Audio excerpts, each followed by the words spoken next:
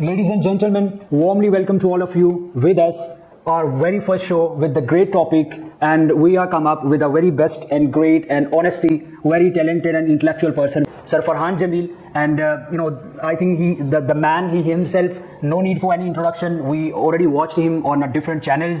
We will entertain you with info entertainment content, and we will provide you, the different lessons, different information through different and various segments. So please welcome to all of you again with us. And आज का जो हमारा topic है, the topic is taking responsibility by our own self. तो इस topic को लेते हुए हम बहुत सारे क्वेश्चंस भी हैं जिनको हम एड्रेस भी करेंगे, और हम अपने जो गेस्ट हैं उनसे भी रिक्वेस्ट करेंगे कि वो अपने एक्सपीरियंस से, अपने नॉलेज से और अपने एक्सपोजर से हमको इनलाइटन करेंगे और हमको बताएंगे कि how we are going to take our responsibility, और taking responsibility how will change our life perspective in all the sphere that most of the people are going to facing the lot of challenges in their self. से अपने guest से request करते हैं कि वो हमें अपने जो है वो नॉलेज से इनलाइटन करें। तो sir please welcome on this show, and it's very honour for all of us.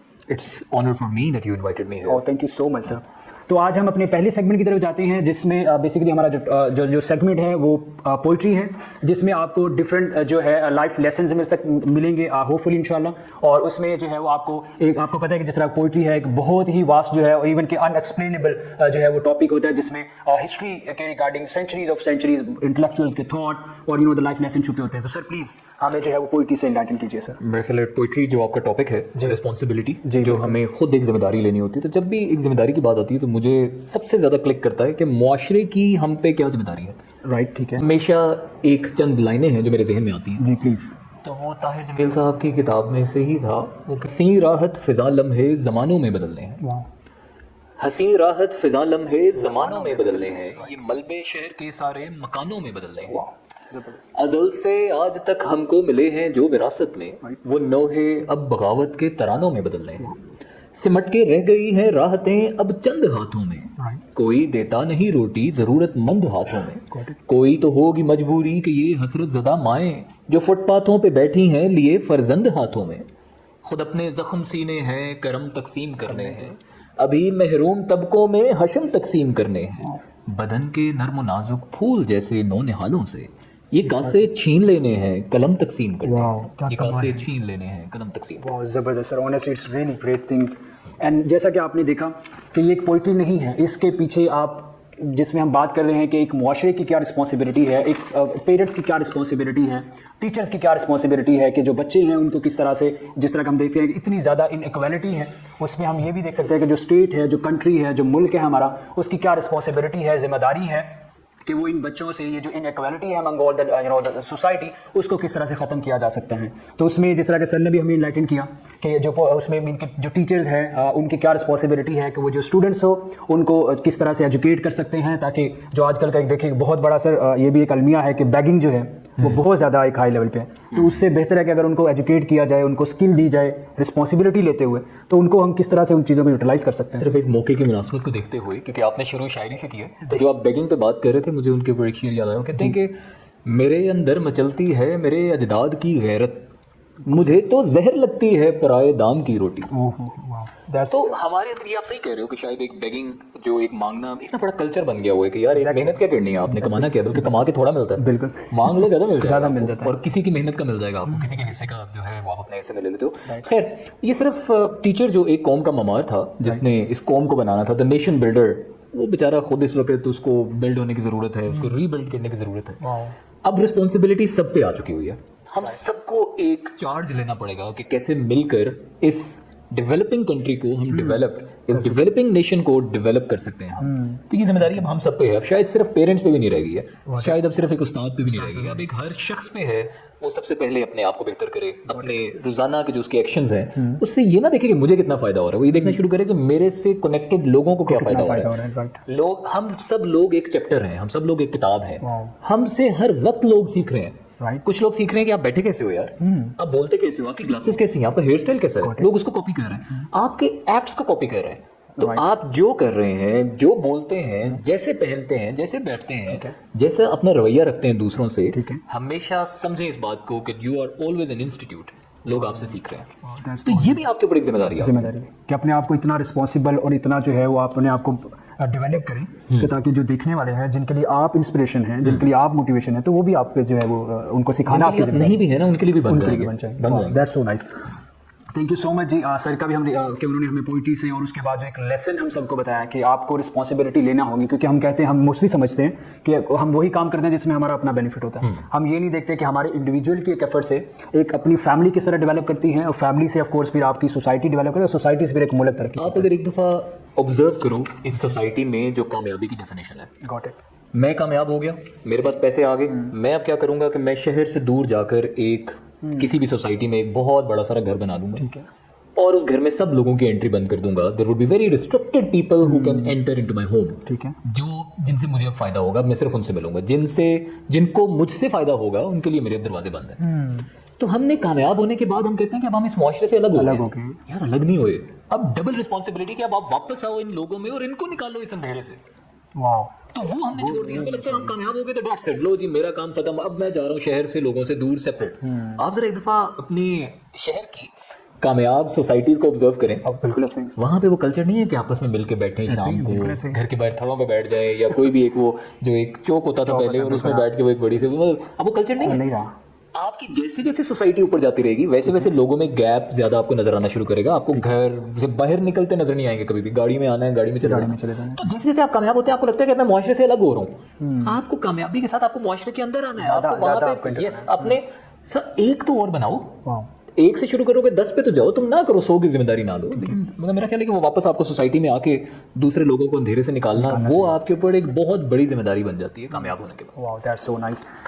Sir इस पे हम एक तो ये बताइए कि आजकल क्या है, जिस तरह कि आपने अभी बताया कि मीन कि जब कोई भी सक्सेसफुल हो जाता है तो वो अपनी सोशल लाइफ से लेके इकोनॉमिक, पॉलिटिकल, फैमिली, एजुकेशन, वो सब चीज़ें अपनी उसने सेपरेट कर ली। दो क्लासेस बन चुकी हुई हैं, जिसमें हम देखते हैं कि एलीट क्लास है, उसका स्कूल से लेके उसके रेसिडेंट्स, उसका रेजिडेंस, उसका ट्रैवल, ईच एंड एवरीथिंग वो बिल्कुल डिफरेंट है। तो यहाँ पे जो है एक इंडिविजुअल जो है वो किस तरह से अपनी लाइफ को, अगर हम स्टूडेंट्स की बात कर लें, क्योंकि हम एजुकेशनिस्ट में से जो है उसमें बैठे हुए इंस्टीट्यूट में, तो किस तरह से जो स्टूडेंट है उसको किस तरह से रिस्पॉन्सिबिलिटी लेके अपनी जो एकेडमिक्स है उसको ग्रो करना चाहिए, और on the other hand same goes for the teacher as well. पहले तो आप मुझे बताएं, आपने इस शो का नाम द हैप्पी प्लेस क्यों रखा है? इतनी सीरियस बातें आपने करनी है मुझसे? अच्छा देखो, सिंपल बात है कि सिर्फ स्टूडेंट, एक इंडिविजुअल वो अकेला सब कुछ नहीं कर सकता, क्योंकि एक बहुत बड़ा कल्चर, एक बहुत बड़ा सिस्टम अपर हैंड से बिल्ड हुआ हुआ है। ठीक है, देखें एक बात मैं आपको बताता हूँ कि जब भी आप अमीर हो जाएंगे तो फिर आप क्लब्स ज्वाइन कर लेंगे, फिर आप मोहल्ले का जिम ज्वाइन नहीं करेंगे। ठीक है। अब क्लब की मेंबरशिप फीस जानबूझ के उन्होंने ज़्यादा रखी हुई है, ज़्यादा इसलिए रखी है ताकि मिडिल क्लास और लोअर क्लास जरा साइड पे हो जाए और वो एक कम्युनिटी वहाँ पे आ जाए। ठीक है। तो जब आपके पास पैसे आएंगे आप ज़ाहिर बात है आप वहाँ पे जाएंगे। गॉट इट, समझ आ? एग्जैक्टली। तो ये जो बेहतरीन चीज़ें हैं उनको महंगा कर दिया जाता है। फिर जब आपके पास पैसा आता है फिर आप बेहतरीन के लिए निकलते हैं। ठीक है। वो महंगी है। तो सिर्फ आपके ऊपर ये नहीं है कि आपको पैसा आ गया तो भी बेहतरीन चीज़ों को आप छोड़ दो। ठीक है। महंगी सोसाइटीज ले लो, क्लब्स ले लो, खाने ले लो, कुछ भी ले लो आप, वो जैसे जैसे बेहतरीन होगा एक्सपेंसिव होता जाएगा। राइट। तो मुझे लगता है कि थोड़ी सी गवर्नमेंट को रिस्पॉन्सिबिलिटी इसमें लेनी चाहिए कि आपके पास बेहतरीन चीज़ें लोअर लेवल पे भी पॉसिबल हो सकती हैं। उसके लिए सिर्फ और सिर्फ आपके पास ज़्यादा पैसा होना ज़रूरी नहीं है। एग्जैक्टली। यानी एक क्लब है, वहाँ पे ग्राउंड्स आपके पास अलग आपको मिलते हैं, वहाँ पे आपको हॉकी खेल सकते हैं, क्रिकेट खेल सकते हैं, फुटबॉल खेल सकते हैं। तो एक छोटे इलाके में भी आप एक ग्राउंड बना सकते हैं। बिल्कुल। तो जरूरी नहीं है कि सिर्फ वही चीज़ होती है। तो ये सिर्फ और सिर्फ एक इंडिविजुअल के पर्सनल डिसीजन मेकिंग पे डिपेंड नहीं करता। ये एक बहुत बड़ी एक सिस्टम है जिसका हम सब कल्चर बन जाते हैं। तो किसी एक शख्स के चेंज होने से ये नहीं होगा। ये शायद ये वाला चेंज बॉटम टू टॉप नहीं, टॉप टू बॉटम आना पड़ेगा तब जाके ये। क्योंकि जो बिल्कुल यहाँ पे क्या है कि जो जो टॉप पे लोग होंगे उनके पास ज़्यादा जो फैसिलिटीज़ होती हैं, ज़्यादा रिसोर्सेज होते हैं, वो नीचे उनको स्प्रेड पहले तो उनको सिर्फ अपने थोड़ा सा जो एक Slice जो फैसिलिटीज वो अवेल कर रहे हैं उसको थोड़ा सा रिड्यूस करके उसको लोअर लेवल पे लेके जाना पड़ेगा कि सब यूज करें। सिर्फ 10 बंदे यूज कर रहे हैं, बाकी सब लोग गुर्बत में और वो लिमिटेड रिसोर्सेज में है। इससे बेहतर है कि वो उसको जरा थोड़ा सा स्प्रेड करें, उसके लिए लोगों को भी उसमें इजाजत दें आने के लिए, ताकि वो मिल बांट के सारे फायदे उठाएं। एक जिंदगी है, सभी एंजॉय करें। Of course. Sir the next यहाँ पे मैं एक चीज़ मेंशन करना चाहिए, जिसमें क्या होता है कि जो लोग जो रिस्पॉन्सिबिलिटीज़ लेते हैं उनका क्या होता है कि उनकी जो माइंड सेट है वो इस तरह से ग्रूम होता है कि वो उनको बेटर जो अपॉर्चुनिटीज़ हैं वो मोस्टली उन पे फोकस जा रहा होता है उनका। और उनको लग रहा होता है कि जो फ्यूचर है उसके बारे में बहुत ऑप्टिमिस्टिक होते हैं। But on the other hand जो रिस्पॉन्सिबिलिटी नहीं ले पा रहा होता पर्सन, जो इंडिविजुअल है, तो उसका क्या होता है कि वो उसकी बिल्कुल ऑपोजिट, उसकी जो थिंकिंग है वो पेसिमिस्टिक हो जाती है। मोस्टली जो मेजोरिटी रिसर्चेज हैं बेसिकली उस पर वो, और उसके जो डिसीजन होते हैं वो इनडिसीजन हो जाता है कि वो प्रॉपर्ली कोई डिसीजन ही नहीं ले पाता। वो तो बाद की बात है ना कि वो डिसीजन गलत होगा या सही होगा, बट वो डिसीजन ही नहीं ले पाता। और साथ ही में जो है ना वो अपने आप को समझता है कि मैं तो बहुत विक्टिमाइज हूँ, सोसाइटी ने जो है ना बस वो जो भी आता है वो बस मुझे पकड़ के जो है ना वो मीन की हर तरह की वो मार्जिनाइजेशन में समझ रहा होता है। तो ये जब आप डिसीजन लेते हैं तो क्या इफेक्ट्स होते हैं और किस तरह से आपका माइंड और वो चीज़ें ग्रो होती हैं, जब नहीं लेते तो क्या होता है। तो अब ये चीज़ें हमारे सामने कुछ आती हैं, तो सर इसमें आप क्या ऐड ऑन करेंगे कि किस तरह से जो है जो सोसाइटी है उसको किस तरह से चीज़ों को जो आप मुझे ट्रेड्स बता रहे हैं ना कि वो डिसीजन नहीं ले सकता, उसको लगता है कि सब लोग मुझे ही ब्लेम कर रहे हैं, मैं एक विक्टिम बन चुका हूँ। ठीक है यार ये ट्रेड्स हैं एक फेलियर इंसान के, राइट। और जब आप कामयाबी पे लिखी गई कोई भी किताब पढ़ लें, ठीक है, उसमें कुछ चीजें टॉप पे हैं, उसमें डिसीजन मेकिंग स्किल टॉप पे है। Got it. अगर आप फैसले नहीं कर पा रहे, ठीक है, तो इसका मतलब आप कभी जिंदगी में कामयाब ही नहीं होंगे। एक ड्राइविंग सीट आपके पास है ही नहीं है, गॉट इट। आप साइड पे जाके बैठना प्रेफर करते हैं, तो जब आप साइड पे बैठे हैं फिर ड्राइवर की मर्जी जहां मर्जी आपको ले जाए। गॉट इट, बिल्कुल। तो हम डिसीजंस लेना सीखते नहीं है। उसके भी पीछे बहुत बड़ी वजह है, क्योंकि आप डिसीजन कैसे लेंगे? अगर आपने बड़ों से नहीं पूछा तो वो नाराज हो जाएंगे। ठीक है, अच्छा आपने उनसे पूछ लिया तो फिर मानी नहीं तो नाराज हो जाएंगे। वो बंदा जाए कितने जाए कितने आप पूछे होते गलत ना पूछे। तो उसमें ये होता है कि आपको ये करना पड़ेगा कि थोड़ा सा सम टाइम ना ही पूछें आप, राय ना ही ले, खुद फैसला कर ले। गलत साबित हो जाएगा, हार जाएंगे तो क्या हुआ, फेल हो जाएंगे, नाकाम हो जाएंगे तो क्या हुआ।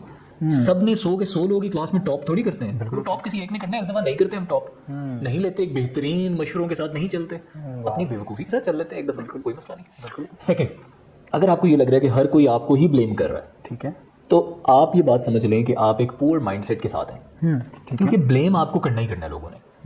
100% लोग आपके साथ हो ही नहीं सकते। 100% तो शाहरुख खान के साथ नहीं है। उधर भी कुछ होंगे कि जी हम शाहरुख खान, हमें सलमान पसंद है, हमें सलमान नहीं, हमें आमिर पसंद है, और रोनाल्डो के साथ नहीं है, टोयोटा के साथ नहीं है, आईफोन के साथ नहीं है। ठीक है, तो 100% कभी भी नहीं होता, किसी चीज के लिए नहीं होता। ठीक है, आपके ऊपर ब्लेम होंगे, वो लाजमी होने हैं यार, आप इंसान है, किस पे ब्लेम नहीं होता। बिल्कुल सही। यानी अगर आप, I don't want to take it toward the religion side, लेकिन रिलीजन पे भी ब्लेम होगा यार, हर चीज पे ब्लेम है इसकी दुनिया में। तो आप दुनिया से बाहर जाके बैठे हुए हैं कि आप पे ब्लेम ना हो, और आप पे एक ब्लेम हो गया तो आपने कहा बस खत्म सब कुछ, सब लोग मुझे ही, मेरे पे। यहाँ पे एक चीज़ मैं ऐड करना चाहूँगा प्लीज़ आपकी इजाज़त से। बिल्कुल, उसमें रिलीजन की बात की है तो उसमें डिफरेंट रिलीजन का होना इटसेल्फ एक इंडिकेशन है कि आप जो है वो हाँ, तो इस चीज़ को क्लियर कर देखें। आप ना जानबूझ के बड़े एक डिफरेंट टॉपिक की तरफ जा रहे हैं। दो चीज़ों पे बात नहीं करते, मजहब में और सियासत पे, उस पर बात नहीं करते, लेकिन सियासत में भी डिफरेंट पार्टीज हैं। बिल्कुल ऐसे हर 100% लोग किसी एक पार्टी को भी सपोर्ट नहीं करते। ऐसे सर, बट यहाँ पे विद ऑल ड्यू रिस्पेक्ट का, ये भी तो हमारी ही रिस्पॉन्सिबिलिटी है, हम उसी टॉपिक पे बात कर रहे हैं। तो पॉलिटिक्स पे भी उसमें वही लोग हैं, इंडिविजुअल है। जब हम कहते हैं कि भाई पॉलिटिक्स जाने उसका काम, ठीक है, हम ये कह रहे हैं कि आपको 100% लोग सपोर्ट नहीं कर सकते। ठीक है, 100%, यानी आप you can not expect, even right now देख लें, ठीक है, even from religion point of view, कि दुनिया में 100 लोग हैं तो 100 के 100 एक ही मजहब के हों, नहीं हो सकते। बिल्कुल ऐसे। आपके मुल्क में अगर 1000 लोग हैं तो 1000 के 1000 लोग इसी एक पार्टी को पसंद करें, नहीं हो सकता। डिफरेंट, ठीक है। ऑपोजिशन इज ऑलवेज देयर यार। अल्लाह ने देखो कि एंड पे क़यामत वाले दिन भी कहा है कि तराजू होगा, ठीक है, वजन देखना है कि किस तरफ ज्यादा है। अगर तो ज्यादा लोग आपके खिलाफ हैं तो इसका मतलब you need to work on yourself first. ठीक है, अगर कुछ लोग आपके खिलाफ हैं और ज्यादा लोग आपकी फेवर में हैं, सो फोकस ऑन दैट, कि you have good attributes, acceptable attributes in the society. ठीक है, तो आप जो करना चाह रहे हैं करें, लेकिन जहां पे आपने अपने आप को कमरे में बंद कर दिया कि उसको भी मैं बुरा लगता हूं, उसको भी मैं बुरा लगता हूं, उसको मुझसे एतराज़ात है, वो उसको मैंने पता नहीं क्या बिगाड़ दिया, आप कभी कामयाब नहीं हो सकते। राइट, ठीक है। इस चीज को आपको साइड पे रखना पड़ेगा। I am not gonna name the politician, got it, ठीक I am not gonna name the politician और इवन एनी पर्सन, लेकिन हमारे यहाँ पे एक बड़े फेमस सियासतदान है जिनको पूरी कौम ने बुरा भला कहा है, ठीक है, but he never replied, he never replied, he kept doing whatever he wanted to do. तो आप यही एक अडॉप्ट करें। लोग आपको बुरा भला कह रहे हैं, सो व्हाट यार, आप अपना जो काम कर रहे हैं करते रहे, आप इंप्रूव करते जाएं, उसमें बेहतर करते जाएं। ठीक है सर, यहाँ पे एक नेक्स्ट ये भी हमारा सवाल आता है और ये ऑडियंस की तरफ से बात है, तो ये कैमरे से निकल के पूछ रहे हैं। नहीं, बेसिकली उन्होंने हमें कुछ क्वेश्चन सेंड किए थे और उन्होंने कुछ की तो प्राइवेसी की वजह से उनके हम नेम नहीं मेंशन कर सकते। तो उसमें ये बहुत सवाल मोस्ट रिपीटेड था कि जिसमें कहा जाता है कि हम कोई भी काम करते हैं तो हम उसमें से एक्सक्यूज़ ढूंढ लेते हैं, रादर देन कि हम अपनी रिस्पॉन्सिबिलिटी लेके वो फेलियर हो या आप राइट टाइम पे ना कर सकें, अपनी रिस्पॉन्सिबिलिटी ले लें। बट हम कहते हैं जो वेदर ख़राब हो गया, लाइट चली गई, ठीक है, वो टीचर नहीं आ जाया था, या आज मैं टाइमली ट्रैफिक बहुत थी, तो वो ये सारे हम एक्सक्यूजेज जो एक माइंडसेट बन गया है रिस्पॉन्सिबिलिटी को टेक करना वो माइंडसेट से जो होना चाहिए था, रादर देन वो हम शिफ्ट हो गया कि एक्सक्यूज को किस तरह फाइंड आउट करना है। तो ये जो एक मेंटेलिटी है, जरा प्लीज आप एडजस्ट करेंगे कि किस तरह से इसको यार एक change बहुत फेमस कोटेशन है, losers always come up with excuses. Right, जब मैंने ये ऑब्जर्व किया ना इसके ऊपर, और मैंने ये सोचा कि यार नहीं, एक्सक्यूजेस से मैंने बाहर निकलना है, ठीक है, तो मैंने देखा हर दफ़ा कोई ना कोई सोल्यूशन होता ज़रूर है। वाह, ठीक ये सिर्फ आप अपने जहन को कह देते हैं कि अब कोई पॉसिबिलिटी नहीं है। है, ठीक है, और यार ये चीज़ जो थी ना, शायद मुझे कोई किताब नहीं सिखा सकी, कोई उस्ताद नहीं सिखा सका, ज़िंदगी उस तरह से नहीं सिखा सकी ठीक है। जिस तरह मुझे चेस बोर्ड ने सिखाया कि आप चेस खेल रहे हैं, आपको नज़र आ रहा है कि यार हार गए, अब तो वो आपके किंग को अटैक करने ही लगे, ठीक है, लेकिन आप सिर्फ एक दफ़ा अपनी हार को साइड पर रखें और आपके नहीं यार there would be a possibility. मैं अपने आप को ये नहीं बताने वाला कि मैं हार गया हूँ, there would be a possibility. ठीक है। आप उसको ढूंढना शुरू करें, आपको मिल जाती है।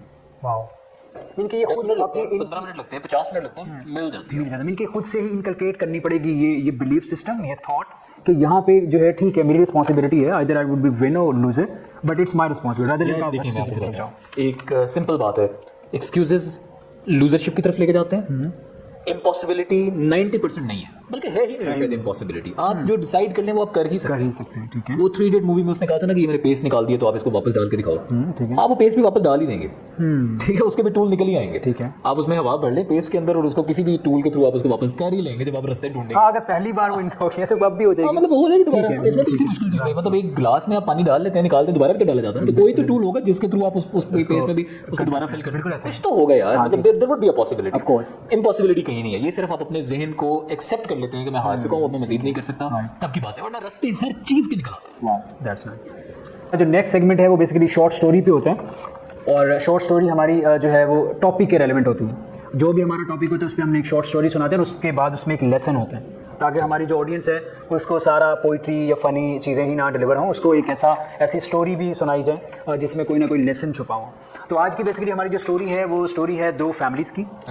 दो फैमिलीज़ हैं जो बिल्कुल नेबर्स में रहती हैं। एक माशाल्लाह बहुत हैप्पी हैं, उनके बच्चे हैं, they are really enjoying. On the other hand भी एक फैमिली है, लेकिन वो जो है बहुत कॉम्प्लिकेटेड, और most of the time they are fighting with each other. पता नहीं क्या मसले होते हैं। अब सर ये तो ऑफ कोर्स आपकी पहली फैमिली की बात कर रहा हूँ। तो जो फैमिली है जो मोस्टली फाइट कर रहे होते हैं, तो वो कहते हैं कि यार हमें देखना चाहिए कि जो हमारे नेबरहुड में है वो किस तरह माशाल्लाह इतने हैप्पी रहते हैं, और दे आर ऑलवेज इंजॉइंग, और उन पे गेस्ट आ रहे हैं जा रहे हैं, but they are really enjoying their life. तो जो फाइट कर रहे होते हैं फैमिली, वो डिसाइड करते हैं, वो जो वाइफ है वो अपने हस्बैंड को भेजते हैं कि जाएँ आप देख के आएँ अपने नेबरहुड में कि आखिर क्या चीज़ है, आखिर क्या फैक्टर्स हैं, किस तरह से वो चीज़ें कर रहे हैं कि वो बहुत हैप्पी रहते हैं। तो हस्बैंड साहब जाते हैं और डोर जो है वो थोड़ा सा ओपन करके तो छुप के देख रहे होते हैं। तो जब वो जाके छुप के देखते हैं तो जो दूसरी फैमिली है जो बहुत हैप्पी रहते हैं, वो जो वहाँ पे वाइफ, उनकी लेडी है, जो वाइफ है, वो बेसिकली फ्लोर क्लीन कर रही होती है। तो आपको पता है जब फ्लोर क्लीन किया जाता है तो उसके पूरे टूल्स होते हैं, वाटर होता है, स्प्रे होती है, लाइक ऑल दीज थिंग। तो वो अपना काम कर रही होती हैं, और सडनली जो है किचन से कुछ उन्हें मीन के सडनली कुछ the voice is raised over there. तो वो she just ran over there कि पता नहीं क्या हुआ है, कोई व्हाट्स हैपन। तो वो जैसे ही वहाँ पे जाती है वो सारी चीज़ें वहाँ ही अनकॉन्शियसली वो छोड़ के हो जाती हैं। And with in that passage of time उनके हस्बैंड भी जो है ना उसी प्लेस में एंटर होते हैं। तो वो क्योंकि उनको नहीं आइडिया होता, उन्होंने भी वो आवाज़ सुनी होती है, बट व्हेन ही केम तो वो सामने जो वाटर पड़ा होता है जिससे वो क्लीन कर रहे होते हैं फर्श को, तो उसके साथ उसका टच इट, और वो सारा जो उन्होंने क्लीन किया होता है फर्श, वो दोबारा से वेट हो जाता है। तो आप ये सुन के बड़ी हैरानगी होगी, जो उनकी वाइफ है जो पहले पूरा फर्श क्लीन कर रहे थे, उनका क्या रिस्पॉन्स होगा? लड़ाई नहीं हुई। तो ये है हमारा एक जो है ना इनका कल्चर है ना कि इस मोमेंट पे लड़ाई ही होगी, क्योंकि अगर लड़ाई नहीं होगी ना, अगर हस्बैंड चोरी कर देगा ठीक है, तो वो थले लगे हुए हैं। अच्छा तो ठीक है, वो भी आपकी बात ठीक है। अब ये तो ऑफ कोर्स जो है हम आपका सर दर्द समझ सकते हैं बट उसमें रीज़न यह है कि बड़ा शॉकिंग का रिस्पॉन्स था। वो व्हेन लेडी केम बैक तो उन्होंने अपने हस्बैंड से सॉरी बोला कि ये मेरी रिस्पॉन्सिबिलिटी थी, very unrare but it's a reality. उन्होंने सॉरी बोला कि ये मेरी रिस्पॉन्सिबिलिटी थी कि मैं जब वहाँ पे जा रही थी किचन में, तो मुझे चाहिए था ये सारी चीज़ें जो इनको मैं क्लोज अप करके जाती, ताकि कोई भी पर्सन इंटर हो तो वो इस तरह से मिसहैप ना हो। एंड यू नो व्हाट कि वो हस्बैंड साहब जो थे उन्होंने क्या रिस्पॉन्स किया होगा at that moment? He also said sorry, of course, and he took his responsibility कि भाई आई एम सो सॉरी। उन्होंने अपनी वाइफ से कहा कि Honey I am so sorry because it's my responsibility कि मुझे इंटर होते हुए देखना चाहिए था कि somebody is working over here, तो मुझे वो चीज़ें कैरअप करनी चाहिए थी। तो जो वो हस्बैंड साहब थे जो बाहर से वो छुप के देख रहे थे कि देखने आए थे कि बेसिकली क्या फैक्टर्स है जिसकी वजह से बड़े हैप्पी हैं, तो when he came back to his wife, ठीक है, तो अपनी वाइफ जब उनकी पूछती हैं कि आखिर क्या था, क्या चीज़ें आप देखे हैं, तो उन्होंने कहा कि मोस्टली क्या होता है कि हम एक दूसरे को सच और राइट समझ लेते हैं कि भाई मैं ठीक हूँ, आप गलत हैं, विदाउट इवन नोइंग के फैक्टर्स क्या हैं, उसके पीछे क्या कैरेक्टरिस्टिक्स हैं। तो उन्होंने कहा कि जो मैंने चीज़ वहाँ पे ऑब्जर्व की है जिसकी वजह से वो इतनी हैप्पी हैं, तो वो एक दूसरे की रिस्पॉन्सिबिलिटी अपनी ले रहे थे। वो ये नहीं कह रहे थे कि ये काम अगर हुआ है तो ये आप ही की जिम्मेदारी थी, नहीं, वो अपनी रिस्पॉन्सिबिलिटी ले रहे थे और उस वजह से उनका कहा कि यही रीज़न है कि they are living their life very happily. Very nice Irfan, very nice story. मैं आपको एक बात बताऊं, अगर आप एक तरफ इस्लाम को देखें जी, और आप एक तरफ मुआशरे को देखें, गॉट इट। तो जो इस्लाम कहता है ना कि जो हकूक़ हैं, फ़राइज़ हैं, मियाँ बीवी के तमाम रिश्तों, माँ बाप, बच्चों के, हमसायों के, सबके, ठीक है, अगर आप वो मुआशरे में ले आएँ ठीक है, तो मुआशरा उनके लिए तैयार नहीं है। मुझे लगता है कि एक चीज़ है जो हर रिश्ते को तबाह कर देती है, तवक्कुआत रिश्तों को मार देती हैं। मैंने ज़िंदगी में कुछ लोगों के साथ एक्सपेरिमेंटल रिश्ता रखा कि मैं इनसे कभी एक्सपेक्ट नहीं करूँगा, कुछ भी, वाह, कुछ भी नहीं एक्सपेक्ट करूँगा। क्या कमाल की बात है सर। वो रिश्ते मेरी ज़िंदगी के बेहतरीन रिश्ते चल रहे हैं, बेहतरीन। ठीक है, अगर कभी उन्होंने कुछ मेरे हक मुझे नहीं दिए तो मैंने कहा ओके यार, मैं अपना दिल बड़ा रख के ही इनके साथ चलूँगा, क्योंकि ये वैसे ही एक एक्सपेरिमेंट कर रहा हूँ। तो उनकी बात ये हुआ कि I started applying the same theory on every relationship कि यार मैं उससे एक्सपेक्ट कुछ नहीं कर रहा। ठीक है।